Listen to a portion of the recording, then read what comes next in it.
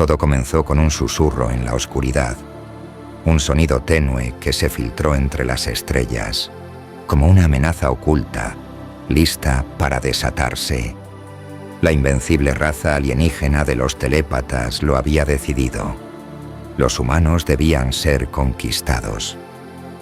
Habían escuchado historias legendarias sobre los humanos, relatos llenos de gloria y honor. Los cuentos de un pueblo indomable que, aunque siempre estaban peleando los unos contra los otros, cuando aparecía una amenaza externa, siempre se unían. Siempre. Como sucedió en la legendaria derrota que la humanidad asestó al imperio Selorian. Los humanos eran un reto digno, pero los telépatas estaban decididos a superarlo. Sus capacidades telepáticas de control mental los habían hecho invencibles. No eran los más fuertes, pero tenían la capacidad de controlar las mentes de sus enemigos, y eso los hacía invencibles. Estaban totalmente confiados, pero esta vez su exceso de confianza les iba a jugar una mala pasada. Los telépatas analizaron las historias humanas, comprendieron su naturaleza, pensaron: no los enfrentemos directamente, porque se unirán y nos vencerán. Usaremos nuestras capacidades de control mental para hacerles enfrentarse entre ellos. Esa sería la clave de la victoria telépata. Si los humanos siempre se unen ante una amenaza común, les haremos pensar que otros humanos son su amenaza. Y así, el plan se puso en marcha. Los humanos eran gregarios, amaban sus grupos, sus símbolos, sus diferencias. Eran una especie fuerte, pero tenían un punto débil. Eran una especie fácil de dividir. Solo tenían que plantar la semilla del odio hacia el otro, crear desconfianza y enfrentarlos entre sí en torno a toda clase de cuestiones. Los dividirían en dos grandes grupos llamados diestros y siniestros, una división que alimentaba el odio y la desconfianza. Hermanos contra hermanos, vecinos contra vecinos, familias fragmentadas. Bastó con algunas manipulaciones en la mente de los líderes humanos para encender la chispa del conflicto. Cada palabra, cada orden, cada discurso estaba cuidadosamente diseñado para sembrar discordia y resentimiento. Y, poco a poco, el control se volvió absoluto. Los humanos se enfrentaban unos a otros mientras los telépatas observaban, ocultos, satisfechos con el caos que habían desencadenado. Pero eso no era suficiente. Tenían que hacerles olvidar su historia, perder la memoria colectiva para no darse cuenta de que estaban artificialmente divididos. Los humanos comenzaron a olvidar. Olvidaron sus raíces, sus leyendas, las epopeyas de unidad. Creyeron que siempre había sido así, que el enemigo no venía de fuera, sino del otro lado. Ante cualquier hecho cotidiano, se inducía una interpretación en clave de diestros contra siniestros. Los telépatas lo llamaron control del relato. A través de las mentes de sus dirigentes, controlaban lo que se enseñaba, lo que se compartía, lo que se sabía. Dividían a los humanos no solo en diestros y siniestros, sino también en todas las formas posibles, a partir incluso de rasgos físicos. Cada pequeña diferencia se volvió un motivo de conflicto, y, por un tiempo, parecía que los telépatas habían ganado. Pero solo lo parecía. Hubo un grupo que se negó a aceptar el destino impuesto, un grupo que no se rindió, que se apartó del mundo y de su influencia. Monjes guerreros, retirados a las montañas, lejos del alcance mental de los invasores, dedicados a preservar la historia, a escribir la verdad, a preparar la reconquista humana de la Tierra. Estos monjes eran pacientes, incansables. Sabían que la victoria llegaba solo para aquellos que podían esperar. Pero también eran guerreros capaces de emplear sus armas con precisión y maestría. Y así, mientras el mundo se fragmentaba, ellos escribían, entrenaban y planeaban. Cada día registraban los hechos verdaderos, las historias del pasado, y además trazaban estrategias, miles de planes para miles de contextos diferentes. Sabían que un día tendrían su oportunidad, solo tenían que esperar el momento adecuado, y cuando ese día llegase, debían estar preparados para el combate. Por eso, también entrenaban duro. Los monjes guerreros habían aprendido el pensamiento catedral de aquellos que construyeron las grandes catedrales de la Edad Media. Aquellas obras duraban décadas, incluso siglos, y quienes las iniciaban sabían que no iban a ver terminada su obra, pero la iniciaban solo para que las siguientes generaciones continuasen con el trabajo, hasta terminarlo. Las generaciones pasaron. La sociedad humana se volvió irreconocible. El control de los telépatas parecía total, absoluto. Los dirigentes, bajo el control telepático, no se limitaban solo a administrar la vida de los ciudadanos. Su verdadero objetivo era garantizar que cada individuo estuviera atrapado en un ciclo interminable de división y resentimiento. Pero entonces, algo fuera de su control sucedió. Un meteorito impactó en la Tierra, desencadenando un desastre de proporciones inimaginables. El caos se apoderó de gran parte del planeta. Muchos humanos sufrían. Las ciudades se desplomaban. La infraestructura colapsaba. Buscaban ayuda, miraban hacia sus líderes. Pero los dirigentes, bajo el control telepático, no movieron un dedo. No ofrecieron socorro. No buscaron soluciones. Ni siquiera intentaron calmar a la población. En lugar de atender las necesidades urgentes del pueblo, priorizaron la narrativa de la división. Reuniones de emergencia se llevaban a cabo, no para coordinar la ayuda humanitaria, sino para discutir cómo aprovechar la catástrofe para profundizar la brecha entre diestros y siniestros. Los discursos transmitidos en los medios no hablaban de unidad ni de resiliencia, sino que se centraban en encontrar culpables, en señalar con el dedo al otro lado, convenciendo a la gente de que la culpa de su sufrimiento no era del meteorito, sino de aquellos que pensaban diferente. Los dirigentes se aseguraron de que los recursos estuvieran distribuidos de manera desigual, favoreciendo a un grupo sobre otro, creando más resentimiento, más odio. En lugar de enviar a los equipos de rescate a las áreas más devastadas, se enviaban a proteger edificios gubernamentales, símbolos de poder que no tenían ningún valor para la gente que moría de hambre y frío.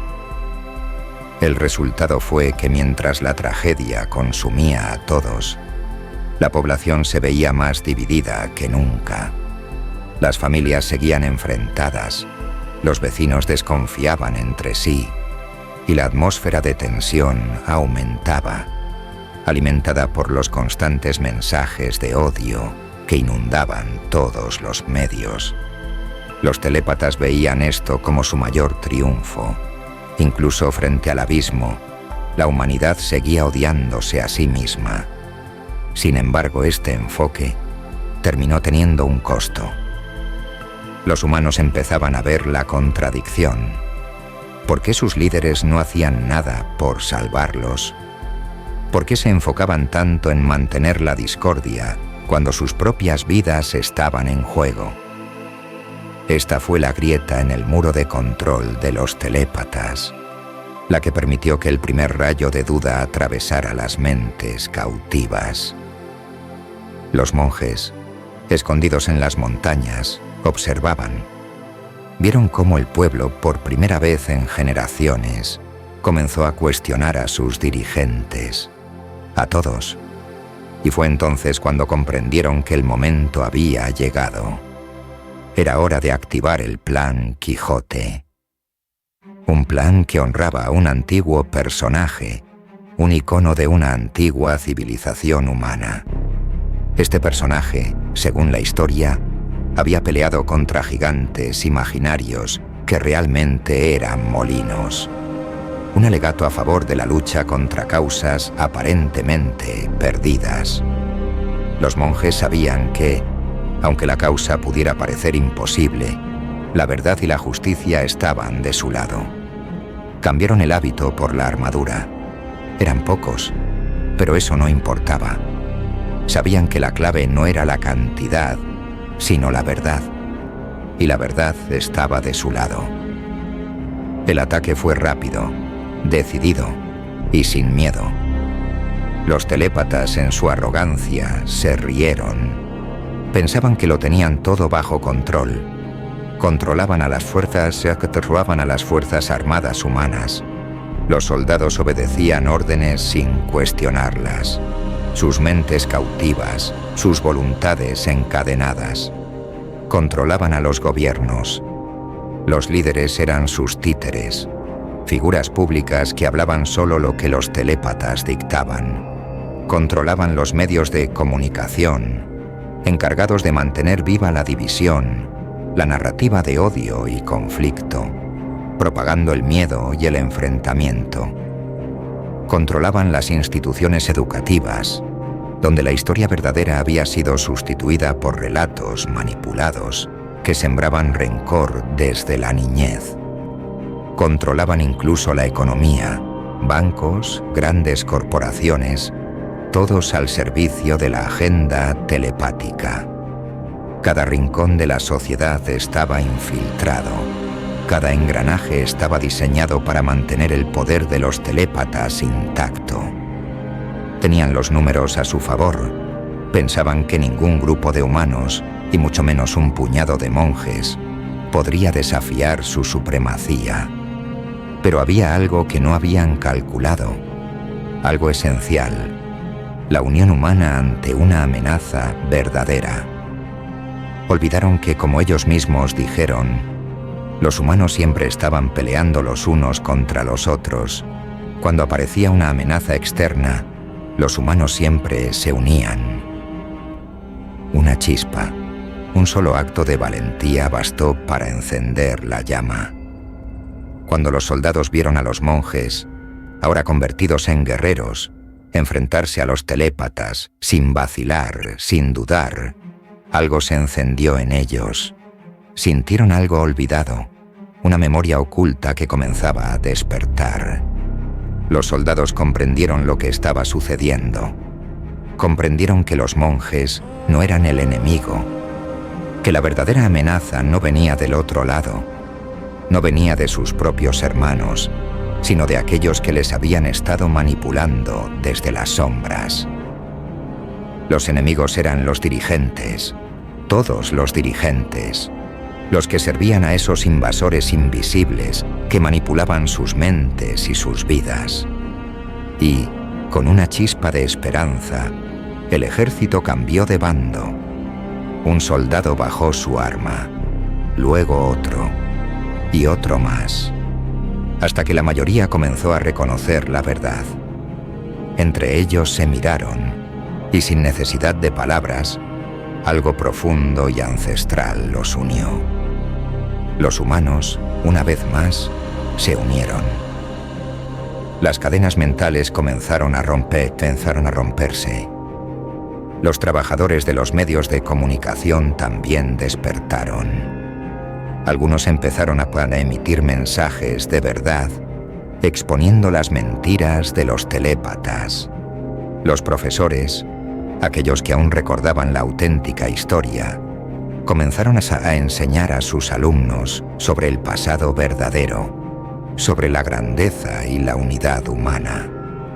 Los líderes económicos, que aún conservaban un atisbo de conciencia, se rebelaron, destinando recursos para apoyar la resistencia. La sociedad, pieza por pieza, comenzó a liberar cada uno de sus estamentos. La unión humana se manifestó en todas partes. En las calles, los vecinos dejaban de lado las diferencias que antes les habían impuesto. Los civiles apoyaban a los soldados y a los monjes, proporcionándoles comida, refugio y difundiendo la verdad en cada rincón posible. Las familias, antes fragmentadas por el odio, se reunían una vez más, fortalecidas por la comprensión de que la verdadera lucha era contra los telépatas y no entre ellos. La rebelión se expandió como un fuego imposible de contener. Los telépatas, antes seguros de su triunfo, comenzaron a sentir el miedo. Sabían que estaban perdiendo el control, que el poder de la verdad era más fuerte de lo que jamás habrían imaginado. Cada mente liberada era un golpe directo contra su dominio. Cada soldado que se unía a la resistencia debilitaba su control militar. Cada verdad dicha en voz alta erosionaba su autoridad. La batalla final fue un rugido de libertad, una explosión de valentía y determinación. Los monjes guerreros, al frente, lideraban con la fuerza de generaciones de preparación. Cargaban con la verdad y con el espíritu de sus ancestros. Los soldados, liberados del control, cargaban con furia y determinación. Cada telépata caía como una sombra disipándose al amanecer. La fuerza de la verdad rompía las cadenas del engaño. Los humanos avanzaban como una ola imparable, arrasando con todo a su paso. El campo de batalla se convirtió en el escenario de una victoria inevitable. Los telépatas no tenían respuestas. No podían detener la marea de libertad que se levantaba ante en las que amasas. Los telépatas, antes seguros de su triunfo, cayeron uno a uno. No hubo piedad, no hubo dudas. Los humanos habían sido engañados, pero ahora recordaban. Recordaron quiénes eran, recordaron su historia, su legado, y con cada golpe, con cada paso, recuperaban su mundo. Luchaban no solo por su libertad, sino por la memoria de aquellos que habían venido antes, por el honor de sus antepasados y por el futuro de sus hijos. La tierra vibraba con el poder del despertar humano. Al final, solo quedó el silencio, un silencio lleno de esperanza, un silencio de libertad.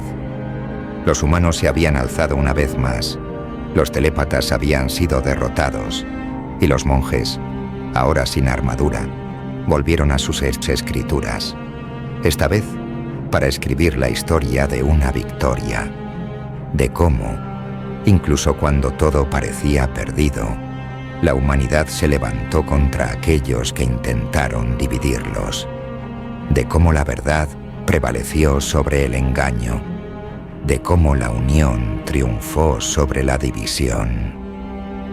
La tierra era suya de nuevo, y nadie, nunca más, les haría olvidar. Los humanos habían vencido, y siempre lo harían, juntos, porque esa era su naturaleza, pelear entre sí, sí, pero unirse como una sola fuerza ante una amenaza verdadera. Los monjes escribieron para que las generaciones futuras nunca olvidaran, para que supieran que, incluso en la oscuridad más profunda, siempre había una luz capaz de guiarles hacia la libertad, y que cuando llegara el momento, los humanos siempre se levantarían, juntos, como una tempestad imparable, porque esa era su historia, y siempre lo sería.